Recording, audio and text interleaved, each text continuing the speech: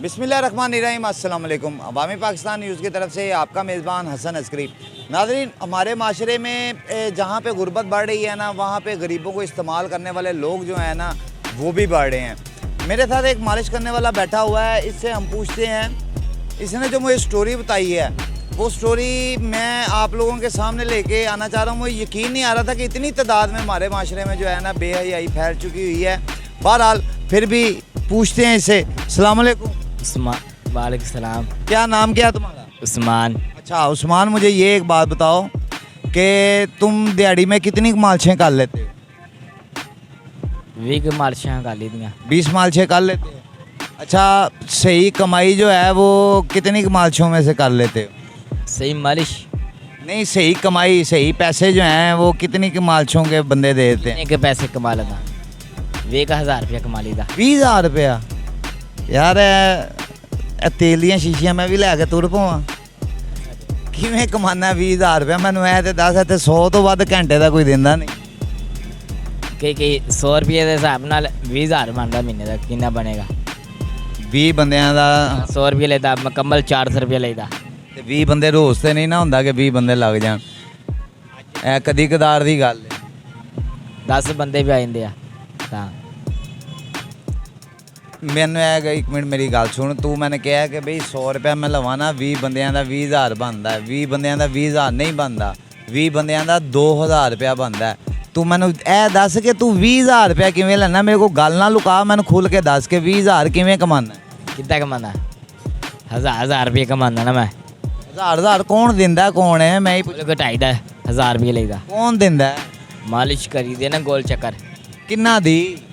ਲੜਕੀਆਂ ਕੀ ਬੱਚਿਆਂ ਦੀ? ਲੜਕੀਆਂ ਦੀ। ਇਹ ਜਨਾਨੀਆਂ ਕੀ ਬਠਾਣੀਆਂ ਕੀ? ਤੇ ਲੜਕੀਆਂ ਤੈਨੂੰ ਪੈਸੇ ਦਿੰਦੀਆਂ? ਮਹੀਨੇ 'ਚ ਨਾ 10 ਤੈਨੂੰ ਲੈ ਕੇ ਜਾਂਦੀਆਂ ਜੀ। 14,000 15,000 ਦਿੰਦੀਆਂ। ਅੱਛਾ ਉਸਮਾਨ, ਮੈਨੂੰ ਇੱਕ ਗੱਲ ਦੱਸ, ਤੂੰ ਕਹਿੰਦਾ 20,000 ਰੁਪਇਆ, 20,000 ਰੁਪਇਆ ਤੂੰ ਕਮਾਨਾ ਕਿਵੇਂ ਹੈ? ਮੈਨੂੰ ਇਹ ਦੱਸ। ਇੱਕ ਆਂਟੀ ਨਾ ਕਟਾਈ ਕਰਾਉਂਦੀ ਆ। ਅੱਛਾ, ਆਂਟੀ ਕਟਾਈ ਕਰਾਉਂਦੀ ਹੈ, ਉਹ 20,000 ਰੁਪਏ ਦੇ ਦਿੰਦੀ ਆ। 20,000 ਰੁਪਏ ਦੇ ਦਿੰਦੇ? ਉਹ ਤੂੰ ਕਿਹੜੀ ਐਸੀ ਕਟਾਈ ਕਰਨਾ? ਤੇਰੇ ਤੇ ਡੋਲੇ ਵੀ ਨਹੀਂ ਹੈਗੇ। ਕਿਹੜੀ ਐਸੀ ਕਟਾਈ ਕਰਨਾ ਕਿ ਤੂੰ ਉਹਨੂੰ ਮਾਲਿਸ਼ ਕਰਾਉਂਦੇ ਆ ਨਾ ਤੇਲ ਲਵਾ ਕੇ। ਅੱਛਾ, ਮਾਲਿਸ਼ ਕਰਾਉਂਦੀ ਹੈ ਤੇ ਮਾਲਿਸ਼ ਉਹ 20,000 ਰੁਪਇਆ ਦੇ ਦਿੰਦੀ ਹੈ? ਫਿਰ ਉਹਨਾਂ ਦਾ ਗਲਤ ਕੰਮ ਕਰਾਉਂਦੀਆਂ ਨਾਲ। ਗਲਤ ਕੰਮ ਕਰਾਉਂਦੀਆਂ ਨੇ? ਜੀ। ਕਿਸ ਕਿਸਮ ਦਾ ਗਲਤ ਕੰਮ ਹੀ। ਤੇ ਉਹਨਾਂ ਦੇ ਬੰਦੇ ਨਹੀਂ ਹੁੰਦੇ? ਨਹੀਂ, ਬਾਹਰ ਕਿਤੇ ਕੰਮ ਕਰਨ ਜਾਂਦੇ ਬੰਦੇ। ਬਾਹਰ ਗਏ ਹੁੰਦੇ ਨੇ, ਬਾਹਰ ਦੇ ਮੁਲਕਾਂ 'ਚ? ਹਾਂ। ਅਕੇਲੀ ਹੁੰਦੀ, ਕਈ ਨਾਲ ਨੌਕਰ ਰੱਖੇ ਹੁੰਦੇ। ਤੇ ਤੈਨੂੰ ਕਿਸੇ ਨੇ ਕਿਹਾ ਕਿ ਤੂੰ ਮੇਰੇ ਕੋਲ ਨੌਕਰੀ ਕਰ ਲੈ? ਕਿਹਾ ਕੋਈ ਨਹੀਂ। ਕਿਹਾ ਨਹੀਂ? ਨੰਬਰ ਦੇ ਦਿੰਦੀਆਂ। ਨੰਬਰ ਦੇ ਦਿੰਦੀਆਂ? ਨੰਬਰ ਲੈ ਕੇ ਫਿਰ ਅੱਗੇ ਕਿਸੇ ਨੂੰ ਦੇ ਦਿੰਦੀਆਂ। ਅੱਗੇ ਕਿਸੇ ਨੂੰ ਦੇ ਦਿੰਦੀਆਂ? ਹਾਂਜੀ। ਤੇਰੀ ਤੇ ਮੌਜ ਲੱਗੀ ਜੀ। ਤੇ ਤੂੰ ਕਿਸੇ ਨੂੰ ਮਨਾ ਨਹੀਂ ਕੀਤਾ ਕਿ ਬਈ ਇਹ ਗਲਤ ਕੰਮ ਹੈ, ਮੇਰੇ ਨਾਲ ਨਾ ਕਰੋ, ਇਸ ਤਰ੍ਹਾਂ ਇਹ ਹੈ ਉਹ? ਮੈਂ ਕਿਹਾ ਫਿਰ ਅਸਰ ਹੀ ਨਹੀਂ ਕਰਦੇ ਨਾ ਕੋਈ। ਅੰਮੀ ਅੱਬੂ ਬਹੁਤ ਹੋ ਗਿਆ ਸੀ ਤੇਰੇ? ਜੀ। 2 ਭੈਣਾਂ ਸੀ, 3 ਭਾਈਆਂ। ਕਿੱਥੋਂ ਦਾ ਰਹਿਣ ਵਾਲਾ? ਮੈਂ ਮਾਮੂ ਕਾ ਜਾਂਦਾ ਮਾਮੂ ਕਾ ਜਾਂਦਾ ਜੀ। ਫਿਰ ਇੱਥੇ ਹੀ ਕਰਾਂ? ਇੱਥੇ ਮਾਲਿਸ਼ ਕਰ। ਮਾਲਿਸ਼ ਕਰਨ?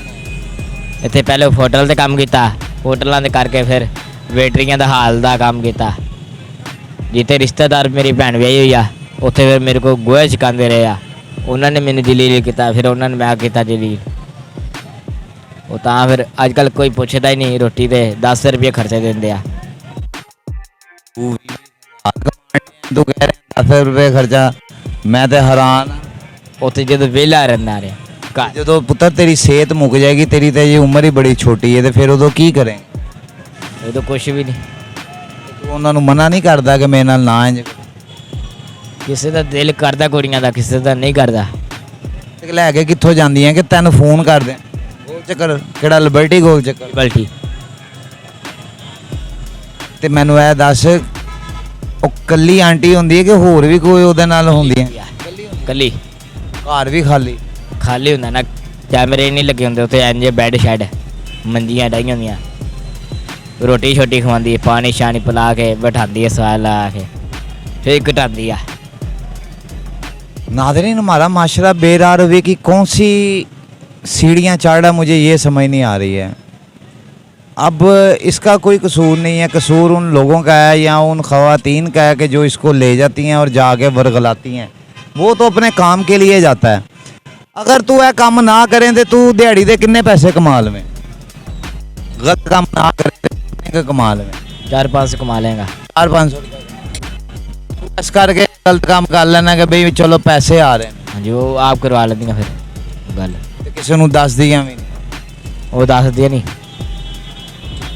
जाहिर बात है नाज़रीन, हर बंदे को पेड़ लगा हुआ है हैं इतने मेरे जिड्डे ही बच्चे आ 5-6 तो सारिਆਂ ਨੂੰ ਹੈ। ਅੱਛਾ ਤੇ ਉਹ ਸਾਰਿਆਂ ਨੂੰ ਲੈ ਕੇ ਜਾਂਦੇ। ਨਹੀਂ, ਉਹ ਸਰਾਵਾਂ ਦੇ ਵਿੱਚ ਹੀ ਰਹਿੰਦੇ ਆ। ਸਰਾਵਾਂ ਦੇ ਵਿੱਚ ਫਿਰ ਗਲਤ ਕੰਮ ਕਰਾਉਂਦੇ, 400-500 ਲੈਂਦੇ ਆ। ਪੱਟਾ ਵੱਟਾ ਕਰਾ ਕੇ ਚਲ ਜਾਂਦੇ ਬੰਦੇ। ਕੋਈ ਸੌਣ ਆਂਦਾ, ਕੋਈ ਕਰਵਾਨ ਆਂਦਾ, ਕੋਈ ਕਰਨ ਆਂਦਾ। नाज़रीन ये एक अलमिया है, यकीन माने मैं अब इसके बारे में क्या कह सकता हूँ। ये हमारे माशरे का वो भयंकर चेहरा है और जिसको कह लेंगे इतना गलीज़ चेहरा है कि जिसको दिखाते मुझे शर्म आती है। मगर आपके सामने है कि वो बच्चा है, मेरे लिए तो वो बच्चा ही है। अब वो मेरे सामने वो सारा कुछ बता रहा है कि उसको लेके जाती हैं, उसके साथ इस तरह करती हैं। मगर अब कहने का मकसद ये है कि अगर उसका मुस्तकबिल इसी तरह और इसी तरह के कामों में ये करता रहा तो इसका मुस्तकबिल क्या होगा। और फिर वही बात आई थी कि जिस इंसान को पेड़ लगा, पेड़ सबसे बड़ी मजबूरी है और इस पेड़ को भरने के लिए, इस पेड़ के दोजों को भरने के लिए इंसान पता नहीं क्या क्या जतन करता है। वो भी पता नहीं। मैंने यह दस तुसी पिछों माड़े लातां दे जे कि सही है जे कोई ज़मीन जमून है वे कि इंजी माड़े हो? ना ज़मीन आ, ना किराए ते घर लिया होया, ना कुछ आ। तो बड़ा तू है? मैं सारे तो निक्का, सारे तो जरा बड़ा भरा सी। वो मेरी अम्मी ने पहले लड़ के लाहौर आ गए थे। अच्छा। फिर जो अम्मी फोत हुई आ उदों आ गया सी, जो अबू फोत होया उदों मैं शौकौर सी। तू हुण कहना कि बई चलो मैंने पैसे लभ रहे ने तो ठीक है तो तभी यह काम करी जा रहे? पहले मैं पापड़ ही बेचदा रहा ना, पापड़ का दिल काम ही नहीं लगता सी। यानी इन्ने पैसे नहीं कमाई होंदी ते एदे ही सही कमाई होई है जी। उधर गलत काम किन्ना करसा गल है? कोई पता नहीं, अल्लाह जानदा। ਤੈਨੂੰ ਰੱਬ ਕੋਲੋਂ ਖੌਫ ਨਹੀਂ ਆਉਂਦਾ ਕਿ ਰੱਬ ਵੀ ਵੇਖ ਰਿਹਾ? ਤੂੰ ਉਹਨਾਂ ਨੂੰ ਕਹਿੰਦਾ ਨਹੀਂ ਕਿ ਬਸ ਕਰ ਦਿਓ, ਕੋਈ ਰੱਬ ਵੇਖ ਰਿਹਾ, ਕੋਈ ਖੁਦਾ ਦਾ ਖੌਫ ਕਰ ਲਓ? ਤੂੰ ਸਮਝਾਉਂਦਾ ਨਹੀਂ ਉਹਨਾਂ ਆਂਟੀਆਂ ਨੂੰ? ਉਹ ਨਹੀਂ ਹਟਦੀਆਂ ਨਾ, ਨਹੀਂ ਹਟਦੀ। ਉਹਨਾਂ ਦੇ ਬੰਦੇ ਜਿਹੜੇ ਨਹੀਂ ਕਰਵਾਉਂਦੇ, ਨਹੀਂ ਕਰਦੇ, ਫਿਰ ਉਹ ਸਾਡਾ ਉਹਨਾਂ ਦਾ ਦਿਲ ਕਰਵਾਉਂਦਾ।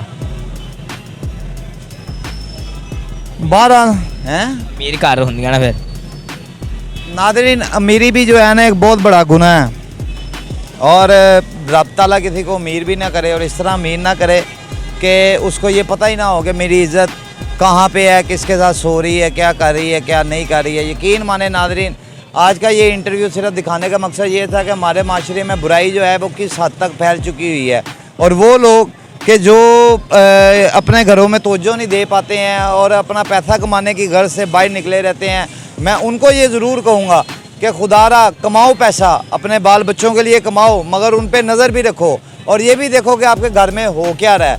अगर आप इन चीज़ों से लगर्ज रहे, बेखबर रहे, तो यकीन माने आपकी इज्जतें इसी तरह ड्राइवरों के साथ, मालिश करने वालों के साथ और खानसामों के साथ ख़राब होती रहेंगी। और ये कोई प्लांटेड काम नहीं नादरीन, इस लड़के ने मेरे से ये बात की, गुफ्तगू